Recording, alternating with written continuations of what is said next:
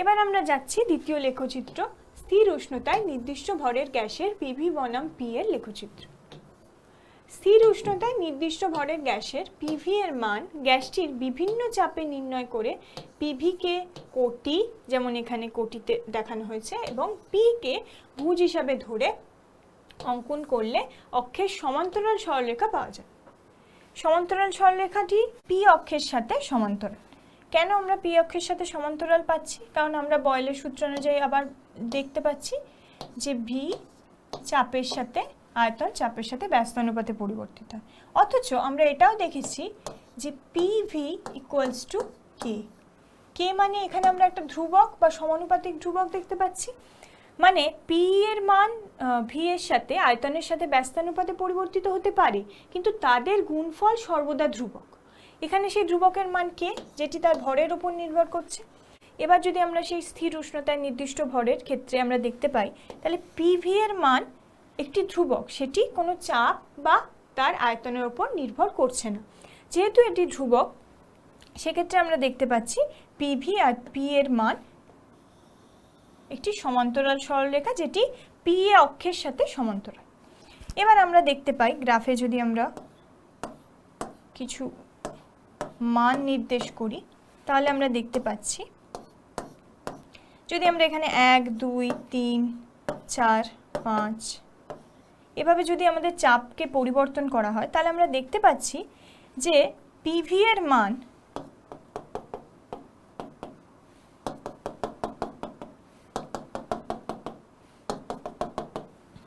আমরা দেখতে পাচ্ছি পিভি এর মান 1 পাস্কেল বা চাপের 1 পাস্কেলের সময়ও যা ছিল এখানে, এবং 2 পাস্কেলের সময়ও সেই একই জায়গায় আছে, এর কোনো পরিবর্তন হয়নি, একই সরলরেখায় আছে।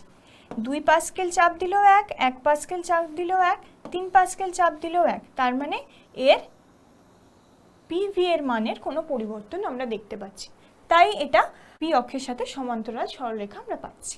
দ্বিতীয় ক্ষেত্রে আমরা দেখছি, আমরা জানি বয়েলের সূত্র অনুযায়ী উষ্ণতাকে আমরা স্থির রেখে, এখানে আমরা একই আমরা লেখচিত্র পাচ্ছি, শুধু এখানে যদি আমাদের উষ্ণতাকে চেঞ্জ করা হয়, মানে প্রথম ক্ষেত্রে T2 উষ্ণতাকে স্থির রেখে আমরা একটি লেখচিত্র পাচ্ছি, কিন্তু দ্বিতীয় ক্ষেত্রে T1 উষ্ণতা, যেখানে T1 is greater than T2, T1 উষ্ণতাটি T2-র চেয়ে বেশি, সেই উষ্ণতায় এবং T1 উষ্ণতাটিকে স্থির রেখে যদি আমরা একই বয়েলের আমাদের এক্সপেরিমেন্ট করতে পারি, তাহলে আমরা দেখতে পাচ্ছি যে পিভিকে কোটি এবং পিকে ভুজ হিসাবে ধরে আমরা যে লেখচিত্রটি পাবো, সেটির মানকে যদি আমরা একই লেখচিত্রের সাথে মেলাই, তাহলে আমরা দেখতে পাবো কম উষ্ণতার ক্ষেত্রে পিভি এর যে মান, তার চেয়ে বেশি উষ্ণতার ক্ষেত্রে পিভি এর মান বাড়ছে। তার মানে পিভি এর মান যে ধ্রুবকের ওপর ডিপেন্ড করছে, সেই ধ্রুবকের মান উষ্ণতার সাথে যদি আমরা উষ্ণতার ক্ষেত্রে বাড়াই, উষ্ণতার সাথে কিন্তু সেই মানটা পরিবর্তন হচ্ছে, এবং উষ্ণতা যদি বাড়ছে তাহলে সেই মান বাড়ছে।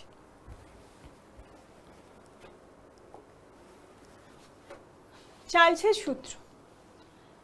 বিজ্ঞানী চার্লস 1887 খ্রিস্টাব্দে স্থির চাপে নির্দিষ্ট ভরের গ্যাসের আয়তনের ওপর উষ্ণতার প্রভাব সংক্রান্ত একটি সূত্র দেন, যা চার্লসের সূত্র নামে পরিচিত। চার্লসের সূত্রানুযায়ী অপরিবর্তিত চাপে নির্দিষ্ট ভরের গ্যাসের আয়তন প্রতি 1 ডিগ্রি সেলসিয়াস উষ্ণতা বৃদ্ধি বা হ্রাসের জন্য 0 ডিগ্রি উষ্ণতায় ওই গ্যাসের আয়তনের 1/273 অংশ যথাক্রমে বৃদ্ধি বা হ্রাস পায়। তাহলে আমরা কি দেখতে পাচ্ছি? অপরিবর্তিত চাপে নির্দিষ্ট ভরের গ্যাসের আয়তন প্রতি 1 ডিগ্রি সেলসিয়াস উষ্ণতা, 1 ডিগ্রি সেলসিয়াস উষ্ণতা যদি আমরা বাড়াই বা কমাই, সেক্ষেত্রে আমরা দেখতে পাচ্ছি 0 ডিগ্রি সেলসিয়াস উষ্ণতায় ওই গ্যাসের আয়তন যা ছিল তার তুলনায় 1/273 অংশ বৃদ্ধি বা কম পাবে। এই 1/273 ভগ্নাংশটি হলো গ্যাসের আয়তন প্রসারণাঙ্ক বা কোএফিসিয়েন্ট অফ ভলিউম এক্সপ্যানশন। এবার কিভাবে আমরা সেটাকে বৃদ্ধি করতে পারছি সেটা আমরা দেখে নিই।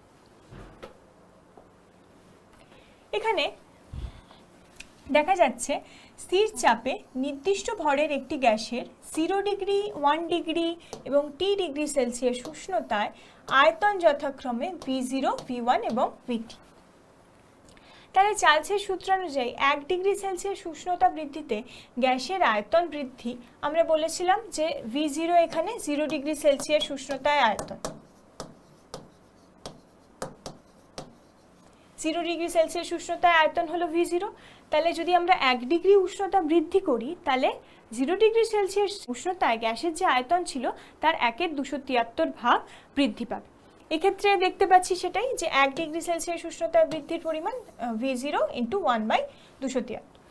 এবার যদি 1 ডিগ্রির জায়গায় T ডিগ্রি উষ্ণতা বৃদ্ধি পায় সেক্ষেত্রে কি হবে, গ্যাসের আয়তন বৃদ্ধি পাবে T × V0/273।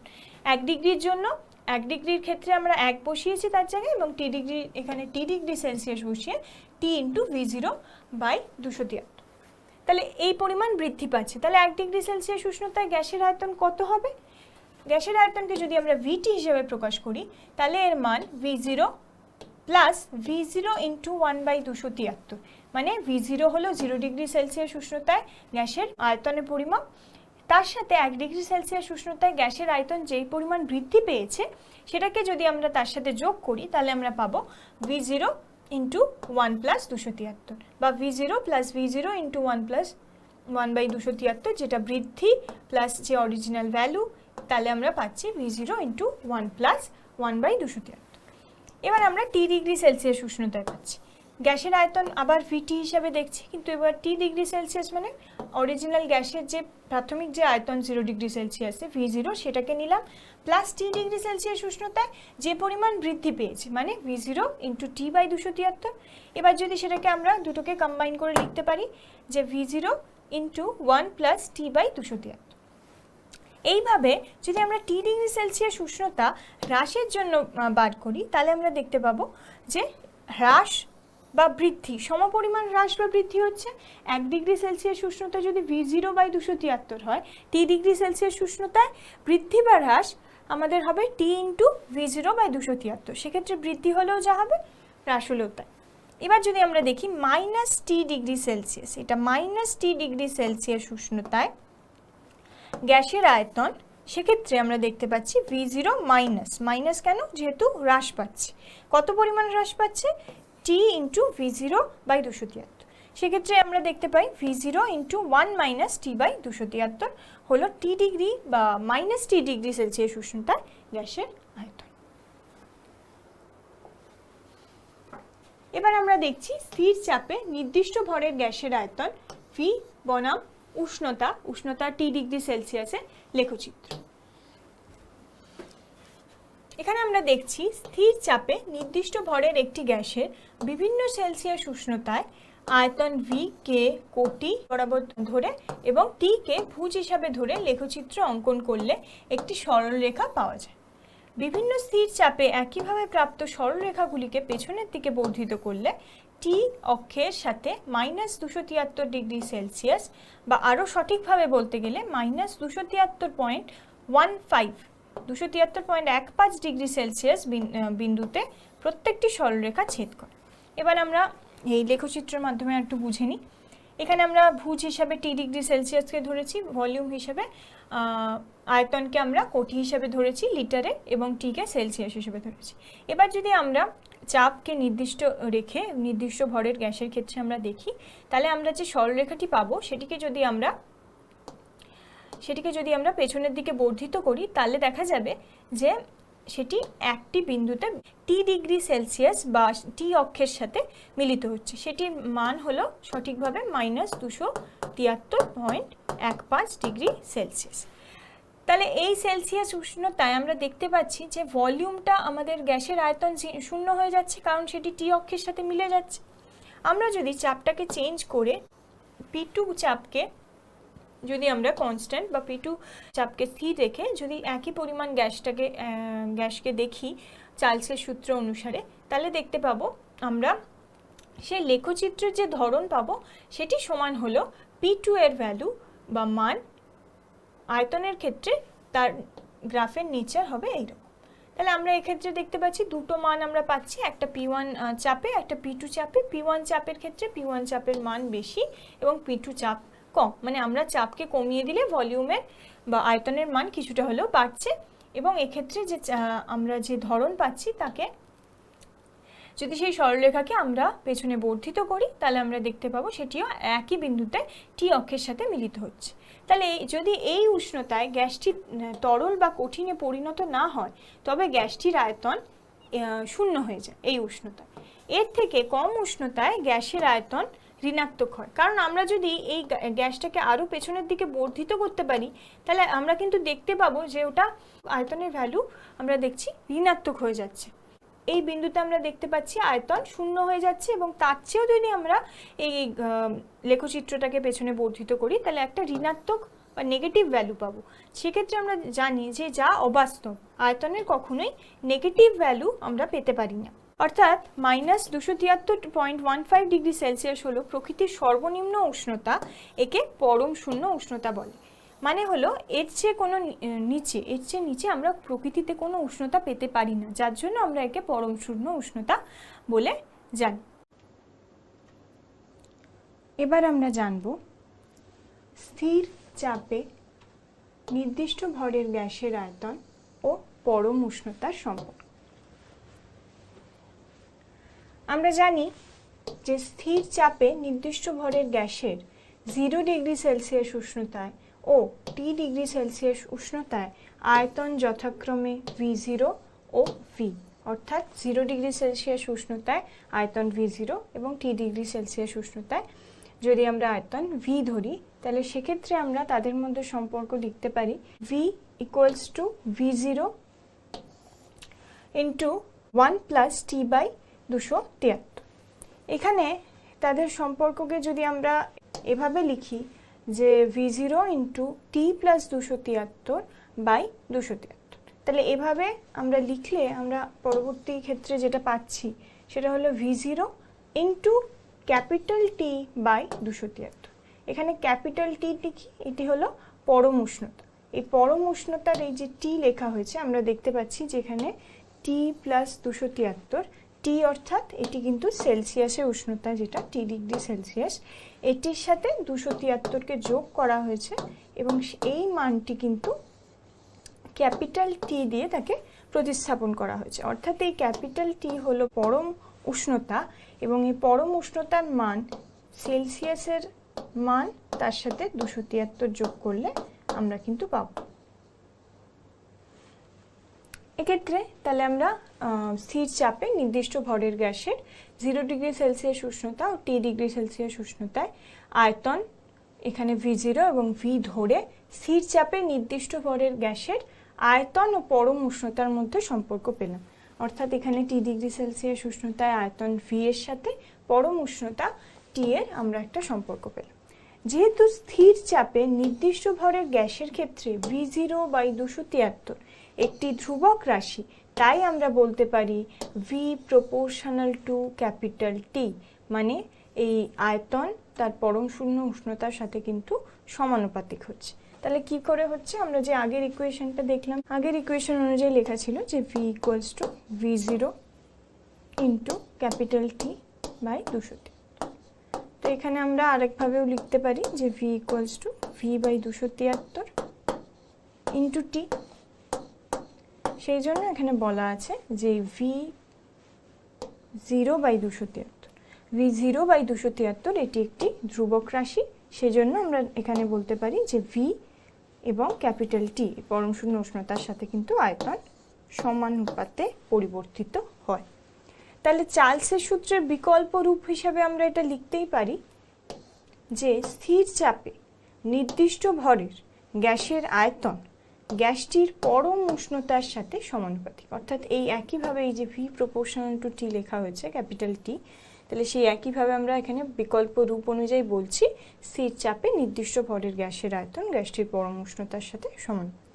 তাহলে চার্লসের সূত্রের গাণিতিক রূপ আমরা এখান থেকে কি পেতে পারি, যে আমরা V proportional to T আমরা আগেই পেয়েছি, তাই সেখান থেকে আমরা এই প্রপোর্শনাল বা সমানুপাতিক যে চিহ্ন সেটিকে আমরা উঠিয়ে সমান চিহ্ন বসাচ্ছি, তাহলে সেখানে আমাদের সমানুপাতিক ধ্রুবক আসবে। অর্থাৎ সেই আয়তন V equals to K into T, এখানে K হলো সেই সমানুপাতিক ধ্রুবক, এখানে লেখা আছে ধ্রুবক, যার মান গ্যাসটির ভর ও চাপের ওপর নির্ভরশীল। তাহলে এক্ষেত্রে আমরা বলতে পারছি যে যদি স্থির চাপে নির্দিষ্ট ভরের গ্যাসের T1 ও T2 পরম উষ্ণতায় যদি তাদের আয়তন V1 এবং V2 ধরা হয়, অর্থাৎ এই ইকুয়েশন থেকে, এই যে চার্লসের সূত্রের গাণিতিক রূপ, সেখান থেকে আমরা কি লিখতে পারি, V = KT এর জায়গায় যদি আমরা ধরি যে T1 পরম উষ্ণতায় যদি তাদের আয়তন V1 এবং T2 পরম উষ্ণতায় যদি তাদের আয়তন V2 হয়, তাহলে একে আমরা কিভাবে লিখতে পারি, আমরা এভাবে লিখতে পারি V1/T1। যদি এক্ষেত্রে যদি আমরা এখানে K1 ধরি আর V2/T2 যদি আমরা এক্ষেত্রে K2 ধরি, তাহলে দুই ক্ষেত্রেই আমাদের কিন্তু V1/T1 এর মান একটি ধ্রুবক এবং V2/T2 এর মানও ধ্রুবক। তাহলে এক্ষেত্রে এই যে ধ্রুবক, দুটি ধ্রুবক K1 এবং K2 সমান, অর্থাৎ এখানে আমরা বলতে পারি এই যে V1/T1 = V2/T2।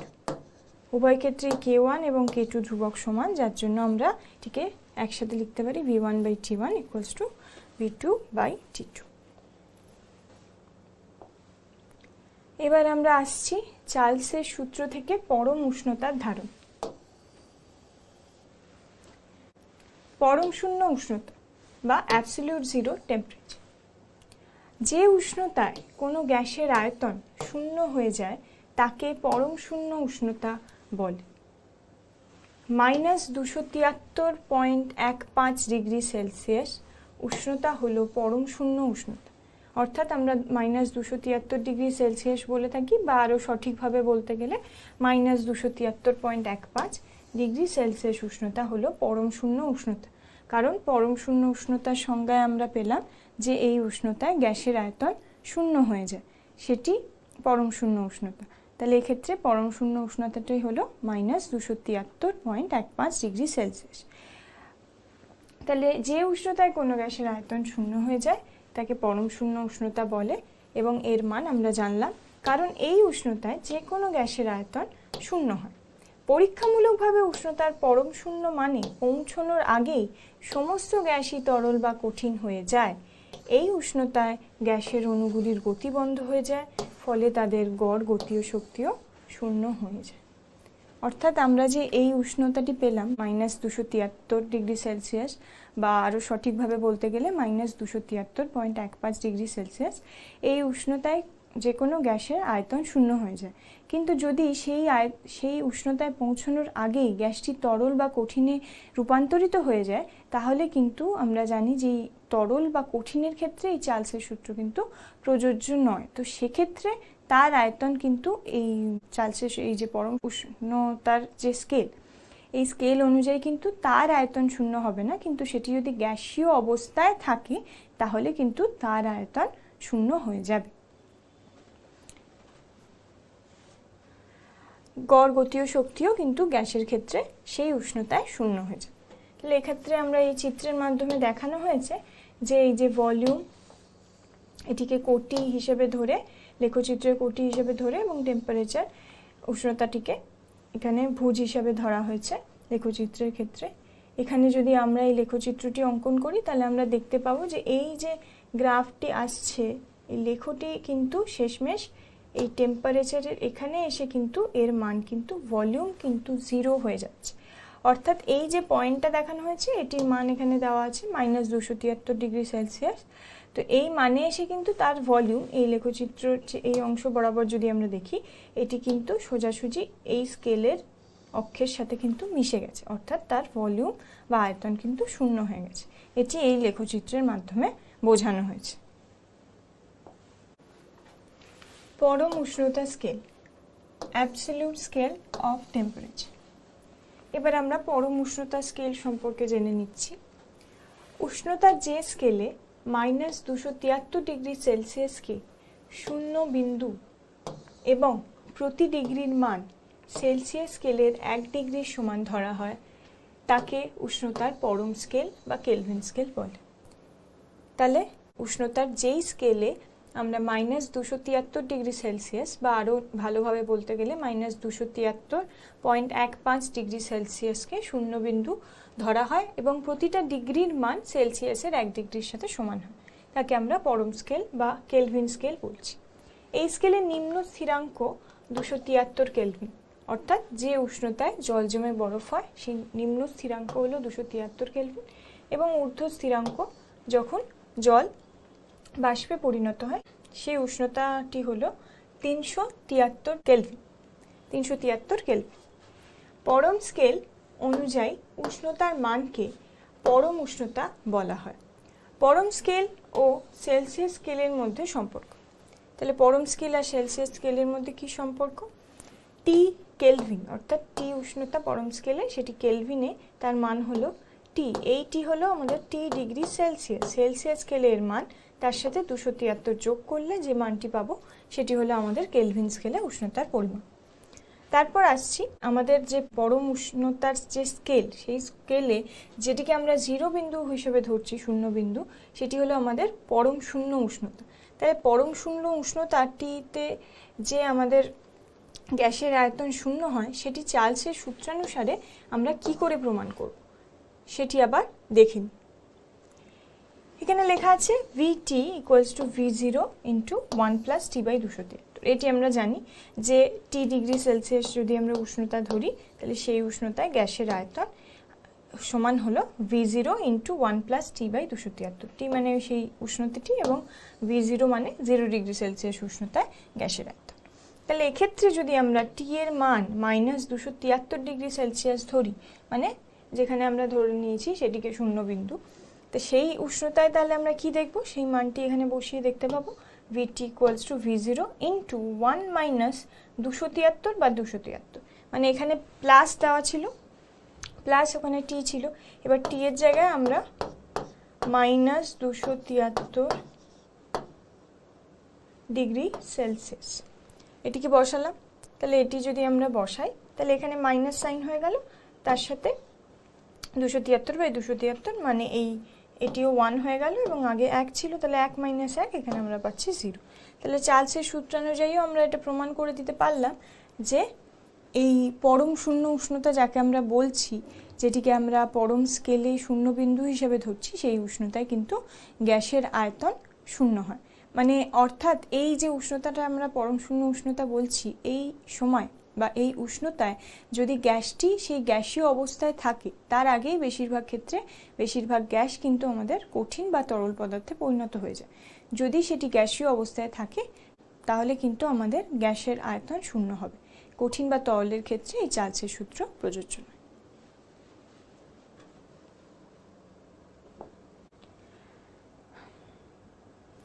এবার আমরা আসব স্থির চাপে নির্দিষ্ট ভরের গ্যাসের আয়তন ও পরম স্কেলের সম্পর্ক।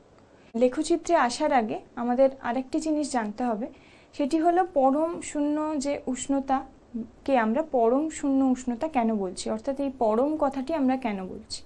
এই পরম কথাটি বলার অর্থ হলো কারণ এই যে পরম শূন্য উষ্ণতা এর মান গ্যাসটির প্রকৃতি, পরিমাণ, চাপ বা আয়তন কোনো কিছুরই ওপরই কিন্তু এটি নির্ভরশীল নয় এবং এর চেয়ে কম উষ্ণতা কিন্তু এখনো পর্যন্ত আমরা পাইনি। এর চেয়ে কম উষ্ণতা পাওয়া এখনো সম্ভব হয়নি, তাই জন্য একে আমরা পরম কথাটি দিয়ে এটিকে অভিহিত করা হচ্ছে। এবার আমরা আসছি যে স্থির চাপে নির্দিষ্ট ভরের গ্যাসের আয়তন ও পরম উষ্ণতার সম্পর্ক, যেটিকে আমরা V বনাম T লেখচিত্র বলছি। তাহলে চার্লসের সূত্রানুযায়ী চাপ স্থির রেখে নির্দিষ্ট ভরের গ্যাসের পরম উষ্ণতা T কে ভুজ, যেমন T কে আমরা এখানে ভুজ, আয়তন V কে কোটি হিসাবে ধরে লেখচিত্র অঙ্কন করলে মূল বিন্দুগামী একটি সরল রেখা পাওয়া যায়। আমরা দেখতে পাচ্ছি এটি মূল বিন্দুগামী সরল রেখা পাওয়া যাচ্ছে, কারণ আমরা আগেই যে দেখে এসেছি যে চার্লসের সূত্রের বিকল্প রূপ অনুযায়ী যে V proportional to T, V মানে গ্যাসের আয়তন, সেই স্থির চাপে নির্দিষ্ট ভরের ক্ষেত্রে গ্যাসের আয়তন কিন্তু পরম উষ্ণতার সাথে সমানুপাতিক। তো এখানে সমানুপাতিক বলে আমরা বলতে পারছি যে V আর T সমানুপাতে কিন্তু পরিবর্তিত হচ্ছে। সেই জন্য আমরা এই যে লেখচিত্রটি পাচ্ছি সেটি একটি সরল রেখা এবং সেটি মূল বিন্দুগামী সরল রেখা। তাহলে একটি লেখচিত্রের দ্বারা আমরা সেটিকে আরো ভালোভাবে বুঝে নিই যে যদি আমরা ধরে নিই এখানে কিছু মান, এখানে আমরা গ্যাসের আয়তনের বিভিন্ন মান নিচ্ছি এবং এখানে উষ্ণতার বিভিন্ন মান নিচ্ছি। তাহলে এখানে আমরা লক্ষ্য করলে দেখতে পাবো যে এখানে যদি আমরা ধরি যে এইখানে, তাহলে আমরা প্রতি ক্ষেত্রে দেখতে পাবো এক একটা করে আমরা বর্গক্ষেত্র পাচ্ছি। বর্গক্ষেত্রের সবকটা যে বাহু সেটি সমান, অর্থাৎ আমরা এটা বলতে পারছি এখান থেকে যে এখানে যে উষ্ণতার যে পরিবর্তন হচ্ছে এটি কিন্তু এই অক্ষের সাথে সমানুপাতিক, ভুজের সাথে। তাহলে এটি এখানে যে উষ্ণতার যেরকম অনুপাতে, যে অনুপাতে উষ্ণতার পরিবর্তন হচ্ছে সে অনুপাতেই কিন্তু এখানে আমাদের আয়তনের পরিবর্তন ঘটছে। অর্থাৎ আমরা এখানে যেটা বললাম যে সমানুপাতিক, সমান অনুপাতে পরিবর্তন হচ্ছে। এখানে কিন্তু আয়তনের ক্ষেত্রে যেরকমভাবে পরিবর্তন হচ্ছে, পরম উষ্ণতার ক্ষেত্রেও কিন্তু একইভাবে সেটি পরিবর্তন হচ্ছে, যার ফলে এটি একটি মূলবিন্দুগামী সরলরেখা সৃষ্টি করছে। এবার আমরা আসছি স্থির আয়তনে নির্দিষ্ট ভরে গ্যাসের চাপ ও পরম উষ্ণতার সম্পর্ক, টি বনাম টি এর লেখচিত্র।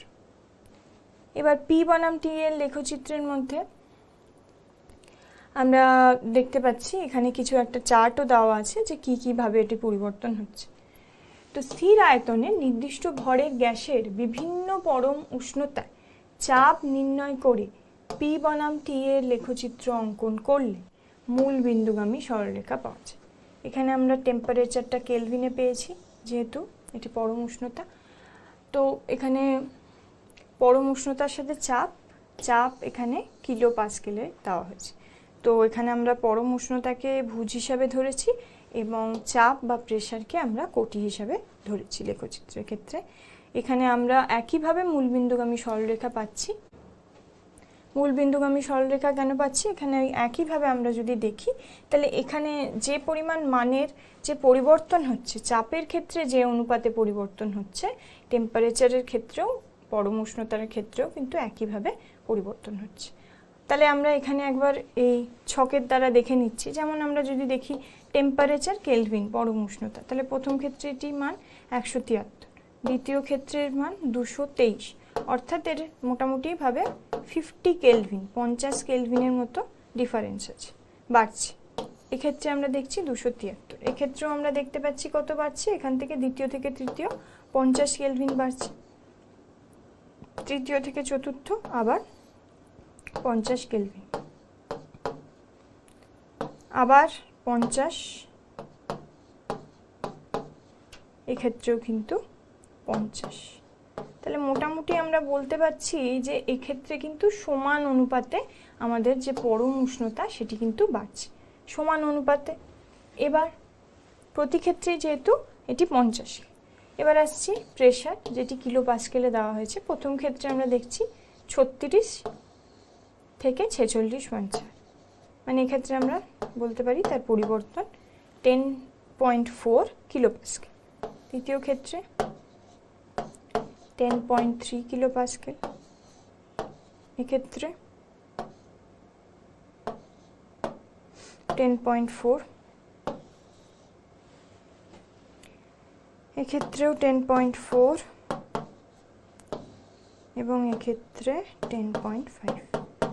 তো আমরা এখানে বলতে পারি গড়ে এখানে মোটামুটিভাবে 10.4 করে কিন্তু এটি পাচ্ছে, অর্থাৎ মোটামুটি প্রেসার এবং টেম্পারেচার একই অনুপাতে কিন্তু বাড়ছে, যার ফলে কিন্তু এখানেও আমরা যদি দেখি তাহলেও আমরা মোটামুটি একটা সরলরেখা পেতে পারি। প্রথম মানটি যদি আমরা নিই তাহলে এখানে দেখতে পাবো মোটামুটি 36 এখানে, এবং এক্ষেত্রে যদি 173 এখানে নিই, তাহলে এইভাবে যদি আমরা দেখি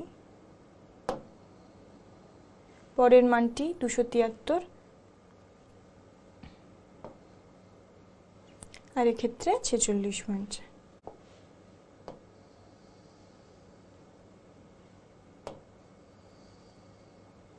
মোটামুটি একই অনুপাতে থাকছে। তাহলে এই প্রতিটা ক্ষেত্রে কিন্তু তারা একই অনুপাতে পরিবর্তিত হচ্ছে, যার ফলে একটি মূলবিন্দুগামী সরলরেখার সৃষ্টি করছে। এবার এক্ষেত্রে আরেকটা জিনিসও আমরা দেখতে পাচ্ছি এখান থেকে, যে আমরা এখানে বলেছি যে স্থির আয়তন। এবার আমরা ধরে নিচ্ছি যে আয়তন এখানে V1। তাহলে এই V1 স্থির আয়তনে যদি এর মান এই লেখচিত্রটি এইরূপ হয়, তাহলে যদি আমরা আয়তন আরও কমিয়ে দিই, অর্থাৎ আমরা আরেকটি আয়তন নিলাম যেটি হলো V2, সেটির ক্ষেত্রে যদি আমরা লেখচিত্রটি পাই, মানে আমরা বলতে চাইছি যে এক্ষেত্রে আমরা V2 আয়তনে সেই গ্যাসটিকে নিলাম, V2 আয়তনে নির্দিষ্ট ভরে সেই গ্যাসটিকে নিলাম, তাহলে এক্ষেত্রে যে V2 যে আয়তনটি হলো সেটি কিন্তু V1 এর চেয়ে কম, অর্থাৎ V1 গ্রেটার দ্যান V2। তাহলে সেক্ষেত্রে কিন্তু আমরা লেখচিত্রের যে মানটি পাবো, লেখচিত্রের রূপটি পাবো, সেটি কিন্তু এই রূপ হবে। আমরা আগের যে লেখচিত্রটি দেখলাম আয়তন এবং পরম উষ্ণতার, সেখানেও যদি আমরা এইভাবে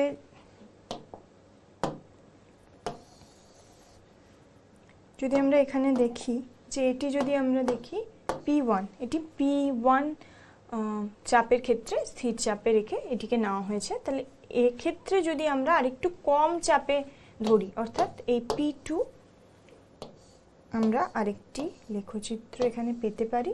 যদি P2 চাপকে আমরা স্থির ধরে এই পরীক্ষাটি নিই, তাহলে আমরা কিন্তু এই লেখচিত্রটি এই রূপ পাব।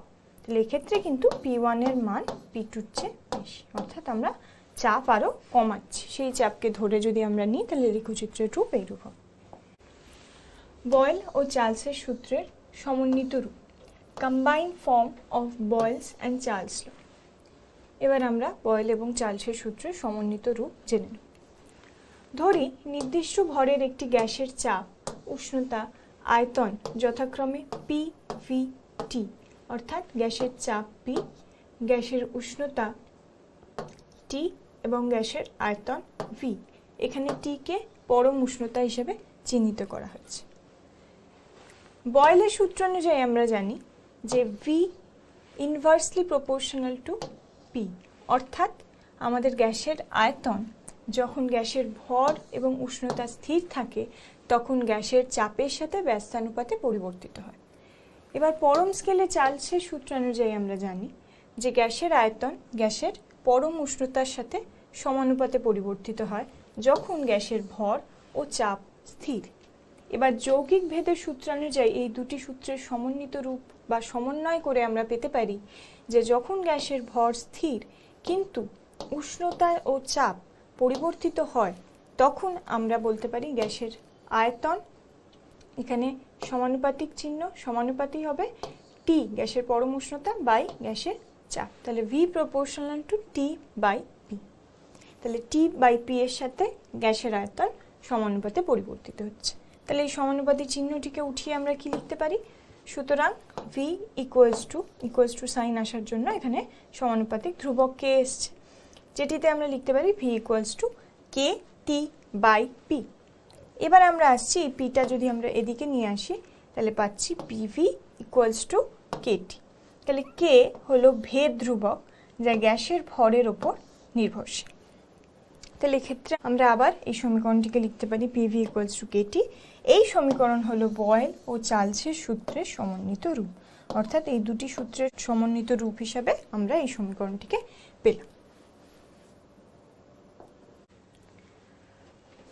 এবার বয়েল এবং চার্লসের সমন্বিত রূপ থেকে বলা যাচ্ছে যে নির্দিষ্ট ভরের কোনো একটি গ্যাসের চাপ ও আয়তনের গুণফল গ্যাসটির পরম উষ্ণতার সমানুপাতিক। কারণ এক্ষুনি আমরা দেখে এলাম PV ইকুয়ালস টু KT, অর্থাৎ এখানে তাই বলা আছে যে সমন্বয় সূত্র অনুযায়ী এটাই বলা আছে যে কোনো একটি গ্যাসের চাপ অর্থাৎ P এবং আয়তন অর্থাৎ V এর যে গুণফল PV, এর গুণফলটি গ্যাসের পরম উষ্ণতা T এর সাথে সমানুপাতিক।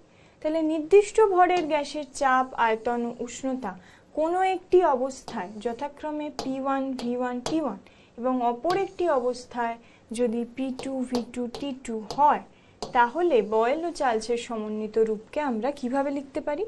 একই আমরা PV ইকুয়ালস টু KT পাচ্ছি প্রথমে সমন্বিত রূপ অনুযায়ী, সে একইভাবে আমরা এটাও লিখতে পারি PV by T equals to K বা ধ্রুবক।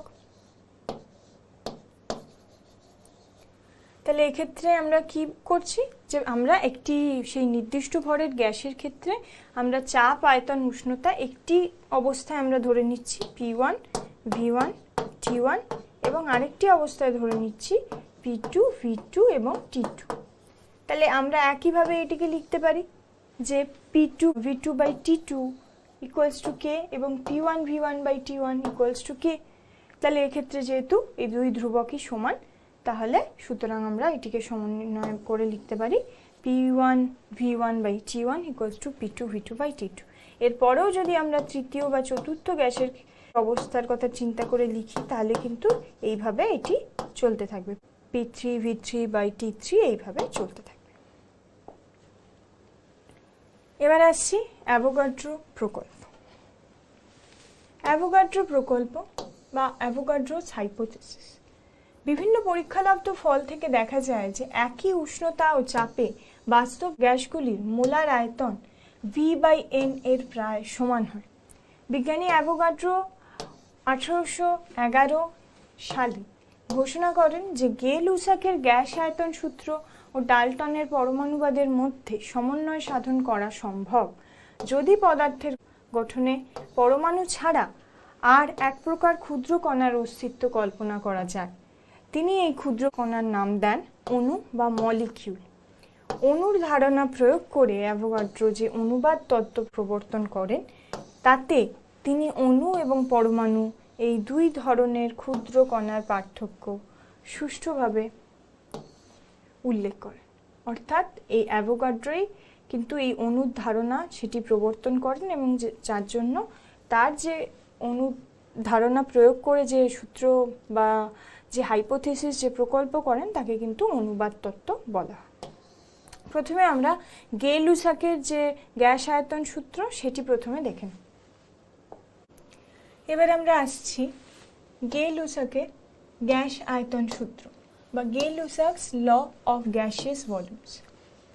ডাল্টনের পরমাণুবাদের পরই গে-লুসাক গ্যাস আয়তন সূত্রটি প্রবর্তন করে। এই সূত্রানুযায়ী সূত্রটি হলো গ্যাসীয় বিক্রিয়ায় অংশগ্রহণকারী বিক্রিয়ক গ্যাসগুলি, বিক্রিয়ক গ্যাস অর্থাৎ যে গ্যাসগুলি বিক্রিয়ায় অংশগ্রহণ করছে, সমচাপ ও উষ্ণতায় তাদের আয়তনের সরল অনুপাতে বিক্রিয়া করে এবং বিক্রিয়াজাত পদার্থ যদি গ্যাসীয় হয়, তাহলে সমচাপ ও উষ্ণতায় বিক্রিয়াজাত পদার্থের আয়তনও বিক্রিয়কগুলির আয়তনের সঙ্গে সরল অনুপাতে থাকে। এবার আমরা একটি উদাহরণের দ্বারা এটা বুঝে নেব। পরীক্ষা করে দেখা গেছে যে একই চাপ ও উষ্ণতায় এক আয়তন হাইড্রোজেন, এক আয়তন ক্লোরিন, অর্থাৎ এই হাইড্রোজেন এবং ক্লোরিন এই দুটি কিন্তু আমাদের বিক্রিয়ক পদার্থ, বিক্রিয়ায় অংশগ্রহণকারী পদার্থ, পরস্পরের সঙ্গে বিক্রিয়া করে সর্বদা দু আয়তন হাইড্রোজেন ক্লোরাইড উৎপন্ন করে। অর্থাৎ এই হাইড্রোজেন ক্লোরাইডটি হলো আমাদের বিক্রিয়ার ফলে উৎপন্ন পদার্থ, যেটাকে আমরা বিক্রিয়াজাত পদার্থ বলি। তাহলে হাইড্রোজেন ক্লোরাইড উৎপন্ন করে। তাহলে এখানে আমরা কি দেখলাম? সুতরাং এই বিক্রিয়ায় একই চাপ ও উষ্ণতায় হাইড্রোজেন, ক্লোরিন ও হাইড্রোজেন ক্লোরাইড অর্থাৎ বিক্রিয়ক এবং বিক্রিয়াজাত পদার্থ গ্যাসের আয়তনিক অনুপাত। আয়তনিক অনুপাত কিভাবে করছি? যে প্রথমটি আমাদের এক আয়তন, সেজন্য 1:, এটিও এক আয়তন, তার জন্য 1:2 আয়তন, 2 আয়তন হাইড্রোজেন ক্লোরাইড। তাহলে এক্ষেত্রে 1:1:2। এটি হলো একটি সরল অনুপাত। তাহলে আমরা এবার এই সূত্রটিকে ভালো করে বুঝে নিলাম যে কিভাবে সরল অনুপাতে তারা যদি বিক্রিয়া করে বিক্রিয়ক পদার্থগুলি, তাহলে বিক্রিয়াজাত পদার্থগুলিও যদি গ্যাসীয় হয়, তাহলে সমচাপ ও উষ্ণতায় বিক্রিয়াজাত পদার্থের আয়তন বিক্রিয়কগুলির আয়তনের সাথে সরল অনুপাতে থাকে, যেমন 1:1:2।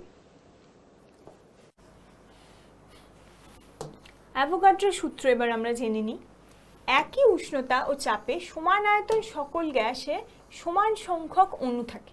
ধরা যাক PMM অর্থাৎ P মিলিমিটার উচ্চতার পারস্তম্ভের চাপে এবং 1K উষ্ণতায় VML অর্থাৎ V মিলিলিটার হাইড্রোজেন গ্যাসে অণুর সংখ্যা যদি N হয়, তাহলে এই সূত্র অনুযায়ী P মিলিমিটার উচ্চতার পারস্তম্ভের চাপে এবং TK উষ্ণতায় VML অক্সিজেন এবং নাইট্রোজেন, অ্যামোনিয়াম প্রভৃতি সকল গ্যাসে অণুর সংখ্যা N। এখানে এটি টিকে, অর্থাৎ আমরা দেখতে পাচ্ছি ভি মিলিমিটার উচ্চতার পারস্তম্ভের চাপে এবং টিকে উষ্ণতায় যদি VmL হাইড্রোজেন গ্যাসের অণুর সংখ্যা n হয়, তাহলে এই সূত্র অনুযায়ী আমাদের কি বলছে, একই উষ্ণতা ও চাপে সমান আয়তন সকল গ্যাসের সমান সংখ্যক অণু থাকে। তার মানে যদি হাইড্রোজেন গ্যাসে অণুর সংখ্যা n হয়, তাহলে সেই একই উষ্ণতা ও চাপে আমরা দেখতে পাচ্ছি অক্সিজেন, নাইট্রোজেন, অ্যামোনিয়ার সমান আয়তনের গ্যাসে সমান সংখ্যক অণু থাকবে। যদি হাইড্রোজেনের ক্ষেত্রে অণুর সংখ্যা n হয়, তাহলে সেই একই পরিমাণ অক্সিজেন, নাইট্রোজেন, অ্যামোনিয়াম ক্ষেত্রে প্রভৃতি ক্ষেত্রেও গ্যাসের অণুর সংখ্যা nই থাকবে। তাহলে তার গাণিতিক রূপ থেকে আমরা বলতে পারি যে একই উষ্ণতা ও চাপে নির্দিষ্ট ভরের আদর্শ গ্যাসের জন্য আয়তন ও পরিমাণ অর্থাৎ মোল অণুর সংখ্যা পরস্পর সমানুপাতিক। বর্তমানে অ্যাভোগাড্রোর সূত্রের গাণিতিক রূপ এইভাবে প্রকাশ করা হয় যে স্থির উষ্ণতা ও চাপে কোনো গ্যাসের আয়তন গ্যাসটির মূল অণু সংখ্যার সাথে সমানুপাতিক।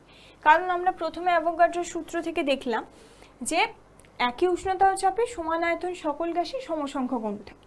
এবার আমরা দেখছি যেহেতু সমসংখ্যক অণু পরিমাণ থাকে, তাহলে আমরা এইভাবেও বলতে পারি যে স্থির উষ্ণতা ও চাপে কোনো গ্যাসের আয়তন গ্যাসটির মোল অণু সংখ্যার সাথে সমানুপাতিক, যেহেতু সেটা অণু সংখ্যার উপরই আমরা নির্ভর করছি।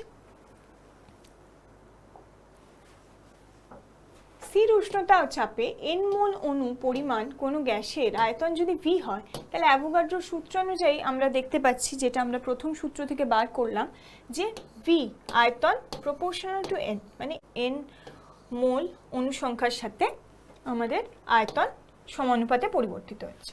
এবার এটা সমানুপাতিক বা V equals two Kn, K এখানে কি, K এখানে সমানুপাতিক ধ্রুবক, K সমানুপাতিক ধ্রুবক যা গ্যাসের উষ্ণতা ও চাপের উপর নির্ভর করে, যেহেতু আমরা এখানে উষ্ণতা এবং চাপ স্থির ধরেছি।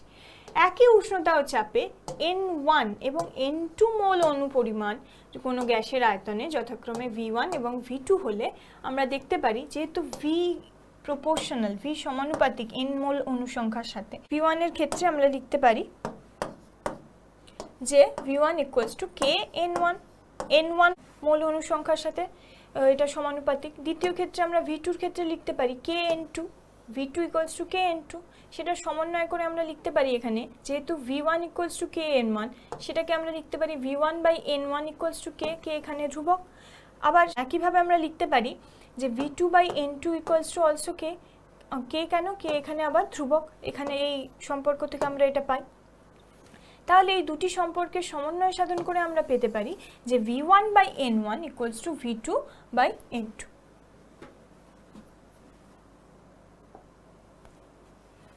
এবার জানবো যে অ্যাভোগাড্রোর সংখ্যা, অ্যাভোগাড্রো নাম্বার।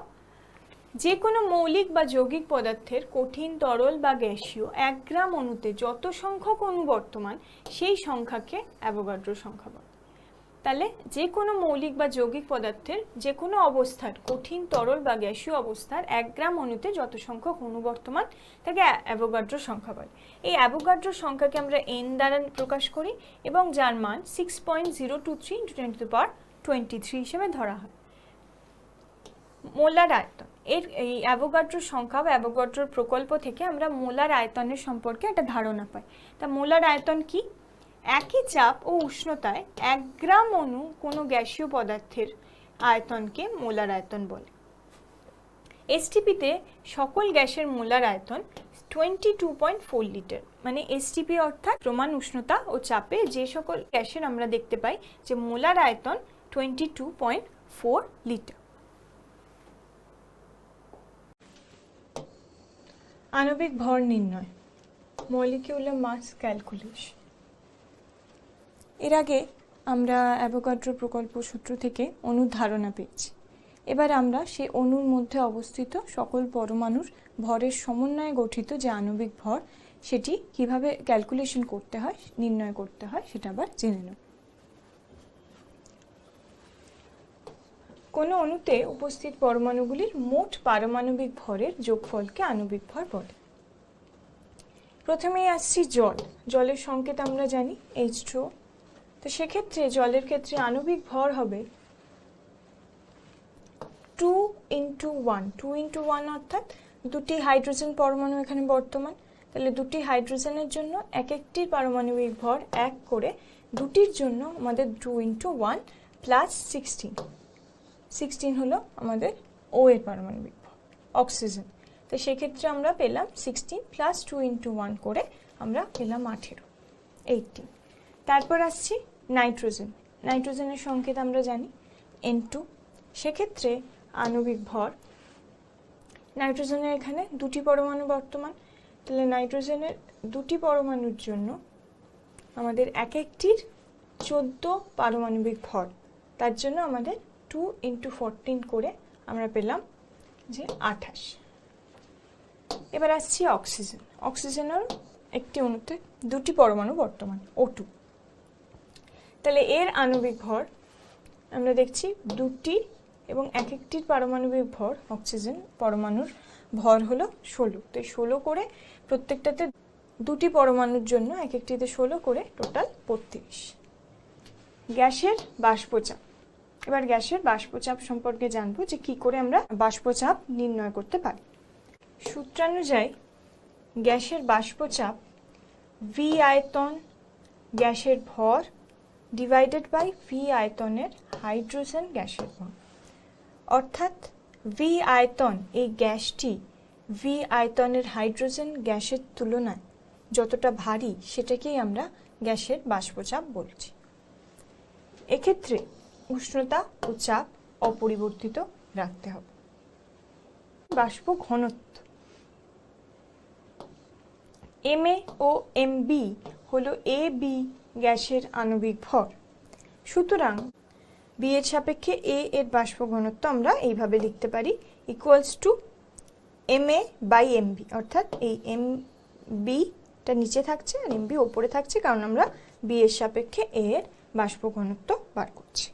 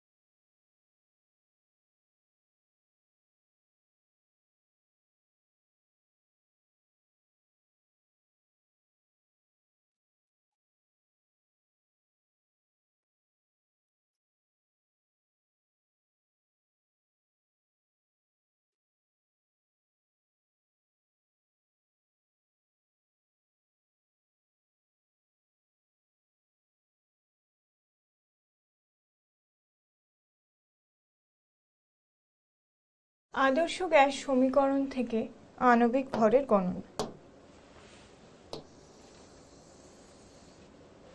ধরি গ্যাসের ভর m, গ্যাসের গ্রাম আণবিক ভর M।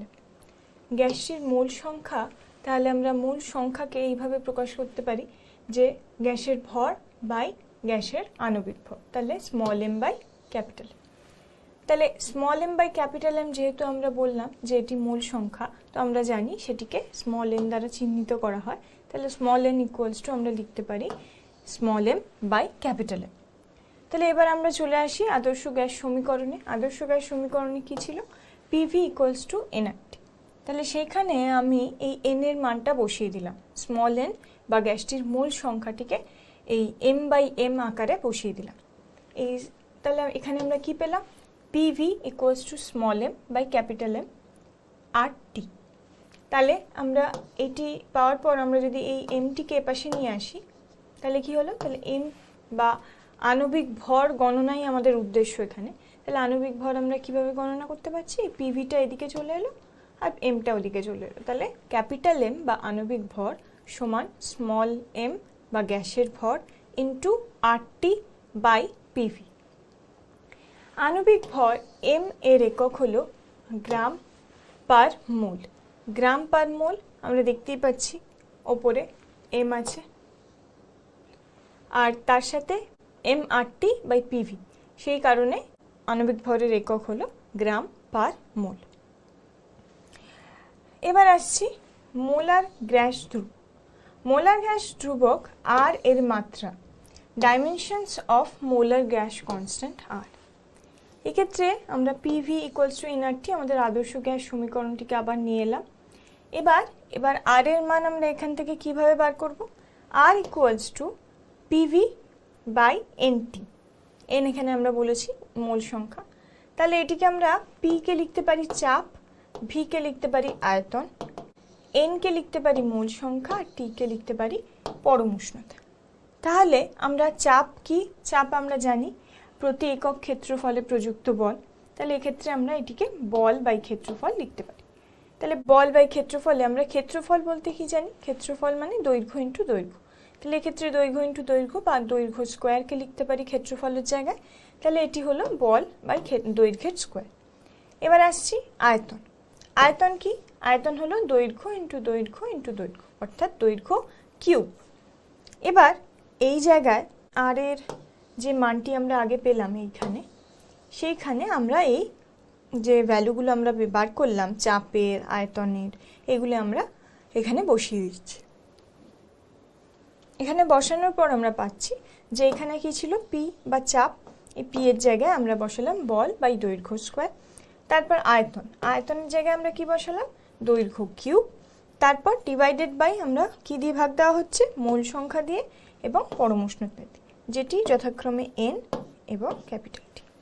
তাহলে এর থেকে আমরা কি পেলাম? এর থেকে আমরা পেলাম বল ইন্টু দৈর্ঘ্য। তাহলে বল ইন্টু দৈর্ঘ্য কিভাবে এসছে?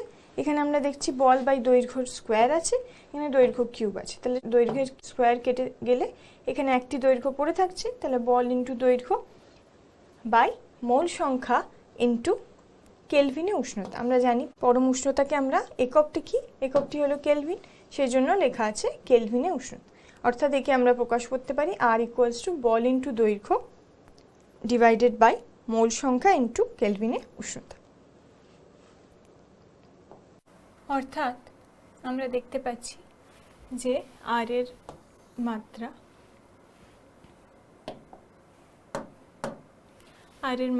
কার্য বা শক্তি এবং ডিভাইডেড বাই কেলভিন উষ্ণতা ইন্টু মোল। অর্থাৎ কার্য বা শক্তি অর্থাৎ কার্য করতে যে শক্তি লাগে, কার্য এবং শক্তির মাত্রা উভয়ই সমান, সেক্ষেত্রে আমরা এটাকে শক্তি প্রতি কেলভিন প্রতি মোল হিসাবে আমরা লিখতে পারি। যেহেতু আমরা দেখলাম ওপরে ছিল বল ইন্টু দৈর্ঘ্য, তাকে আমরা কার্য হিসেবে জানি, এবং নিচে কেলভিন উষ্ণতা ও মোল, তাকে আমরা শক্তি প্রতি কেলভিন উষ্ণতা প্রতি মোল হিসাবে আর এর মাত্রাকে নির্দেশ করতে পারি।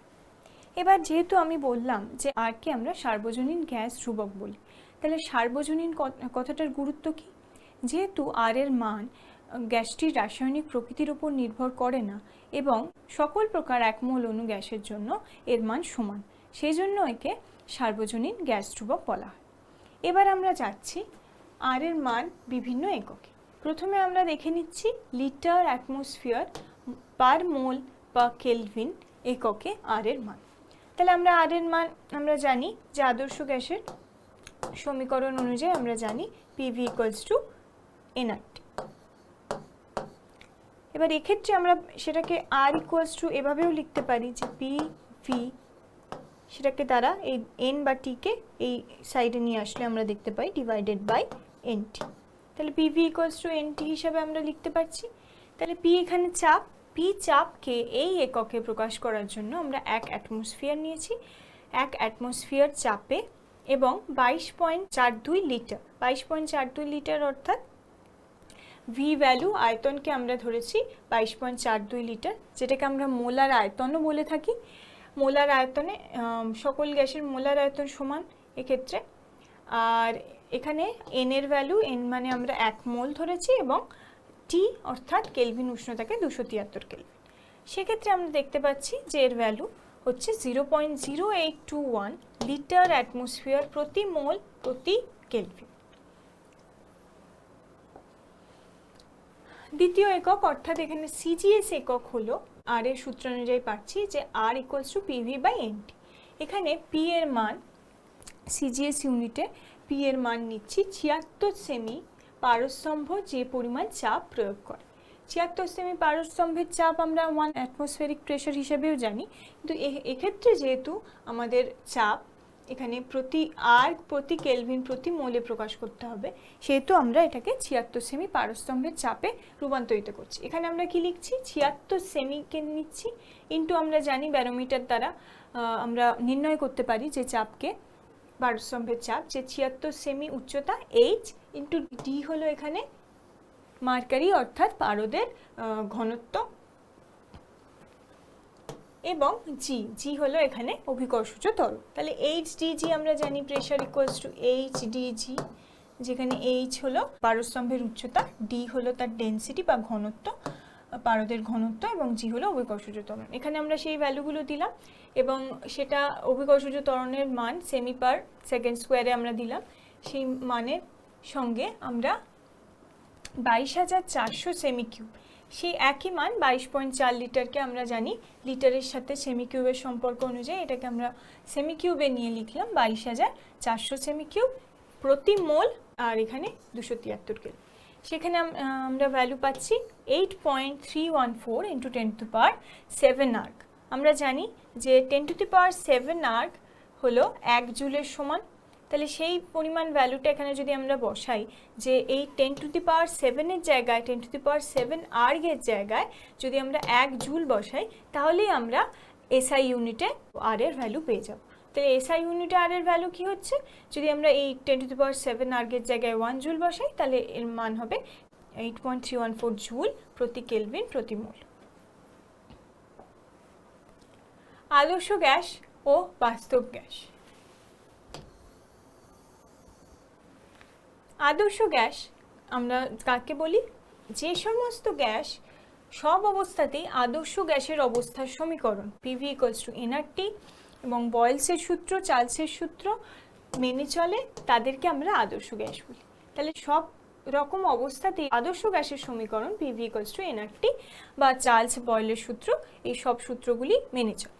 বাস্তবে এমন কোনো গ্যাসের অস্তিত্ব নেই যারা সব অবস্থাতেই এই সমীকরণ সঠিকভাবে মেনে চলে।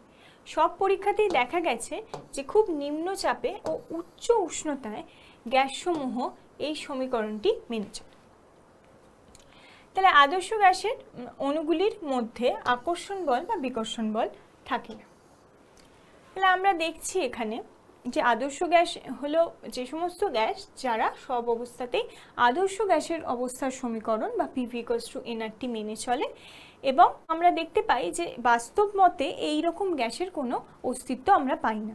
কিন্তু বাস্তব গ্যাস কাদের বলে, বাস্তব গ্যাস হলো যে সমস্ত গ্যাস খুব নিম্নচাপ ও উচ্চ উষ্ণতা ছাড়া কোনো অবস্থাতেই পিভি ইকুয়ালস টু এনআরটি মেনে চলে না।